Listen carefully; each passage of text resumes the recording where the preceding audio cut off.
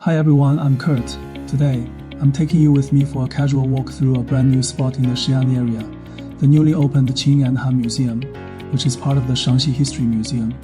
Since it just opened recently, I figured I'd come check it out and see what it is all about for myself.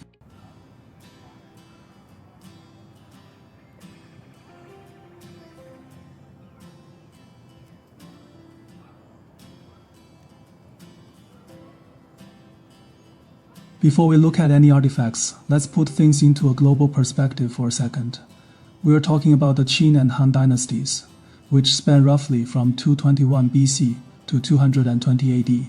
To give our overseas friends a direct time reference, while the ancient Chinese were building the Great Wall and establishing a massive unified empire here, the Western world was witnessing the rise and height of the Roman Republic and the Roman Empire. So when you're looking at these pieces, just imagine what Europe was up to around the exact same era: Julius Caesar, gladiators, and Roman legions.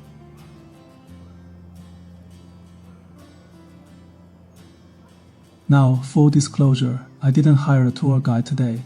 I'm just wandering around on my own, knowing next to nothing about the deep archaeological details.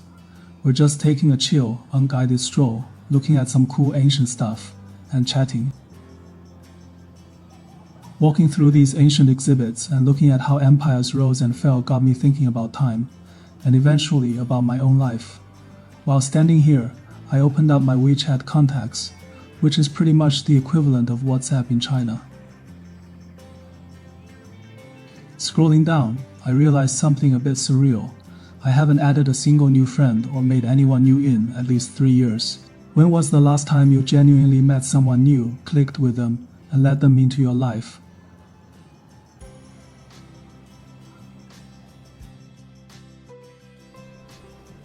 For many of us as we get older, that number isn't months, it is years. It makes you wonder, why does making friends become almost impossible as we enter middle age?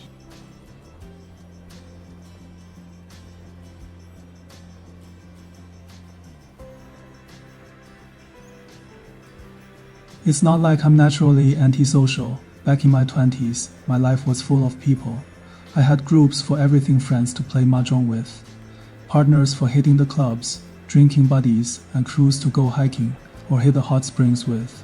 But once I crossed into my 30s, things quietly shifted. Slowly, those connections faded away, leaving no real foundation behind.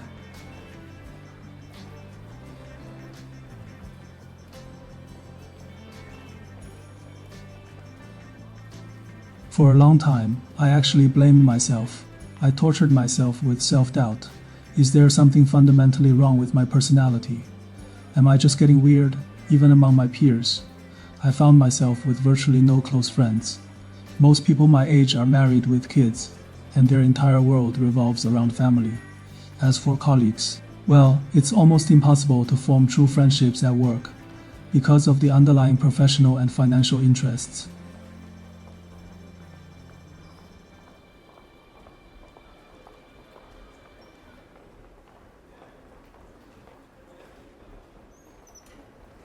So naturally, after punching out, all I want to do is head straight home, cook a decent meal, and do what most people do: pick up my phone to zone out on YouTube, TikTok, or Instagram to unwind. Part of it is that we actively choose to pull back. We start doing a massive cull of our social lives.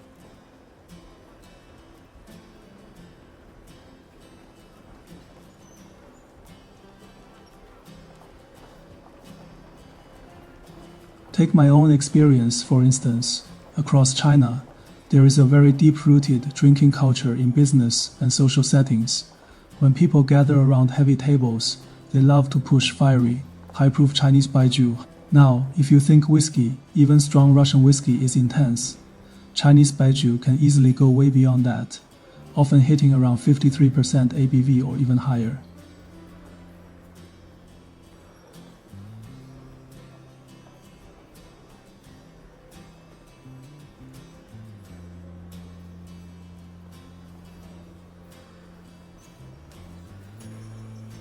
I still remember a Russian friend I used to play basketball with.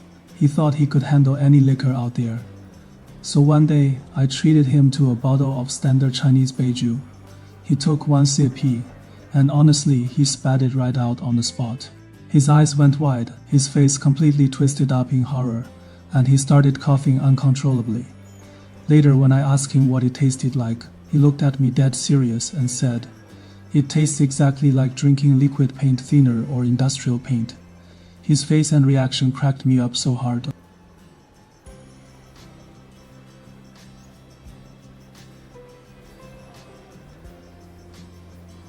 Most foreigners take one sip of that stuff and feel like they've swallowed liquid fire. But for the longest time, local business culture told us that sealing deals and building bonds had to happen across these crowded tables, through forced toasts and rigid rules. As I got older, I realized something. I genuinely hate drinking, and I hate these fake social rituals even more. Unless it's strictly required for work, I refuse to touch it.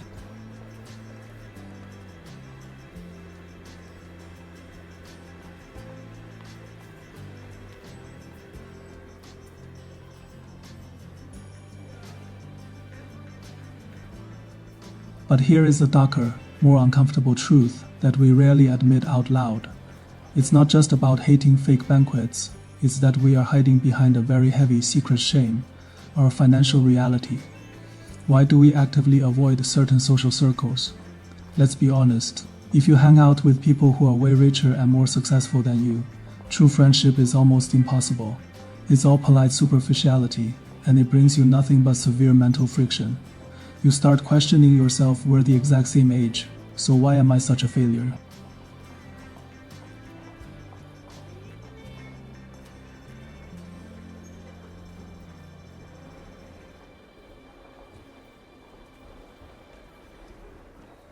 On the flip side, if you spend time with people whose financial situation or life stage is far below yours, your spending habits and core values simply don't align anymore. And I don't mean that in an arrogant way. For instance, if you're trying to watch your budget and a simple meal costs $200 or $300, but they find you too expensive or high maintenance to hang out with long term, it just creates mutual awkwardness. Let's face the truth. Forcing yourself into mismatched circles is exhausting.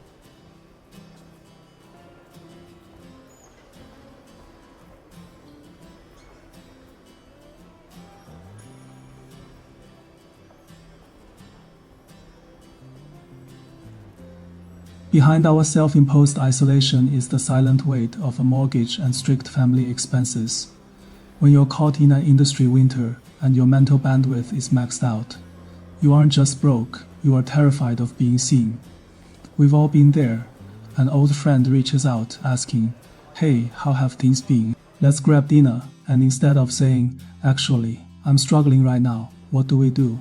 We ghost, we make up excuses, we push people away.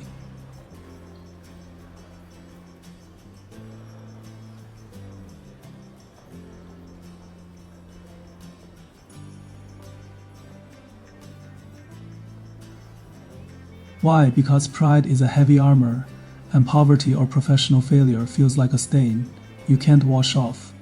We are terrified of the subtle shift in people's eyes, that flash of pity, or worse, quiet judgment.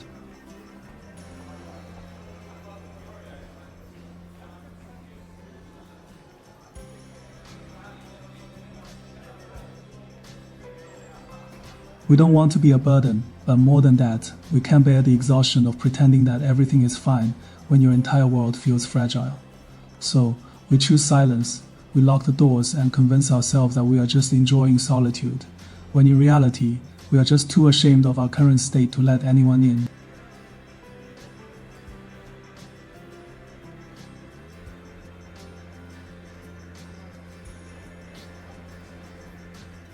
And it doesn't stop with new people. Even old friendships start to fade away. Life pulls everyone in different directions, different financial tiers, different pressures, different survival struggles. Eventually, the gap between you and your oldest friends becomes too wide to bridge. You realize that you no longer share the same wavelength, and forcing a conversation feels more exhausting than being alone.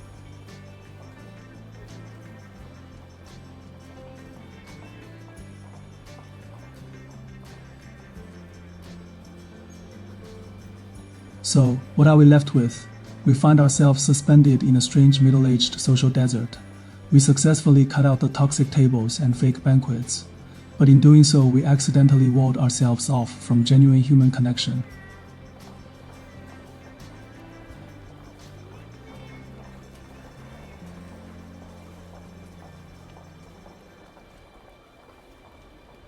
If this sounds familiar to you, I want you to know something. You are not broken, and you are not uniquely pathetic. This social downgrade is a very natural byproduct of growing up, getting bruised by reality, and navigating a harsh economic cycle.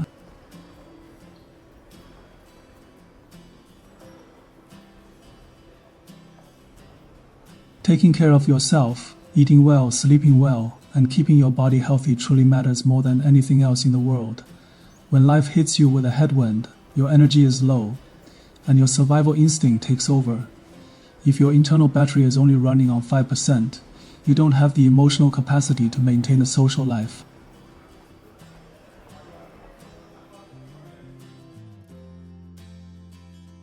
So, give yourself some grace. Stop feeling guilty for drifting away from people.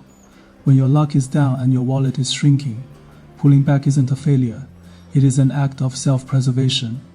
You have to protect the little energy you have left. Keep your head down and wait for the winter to pass.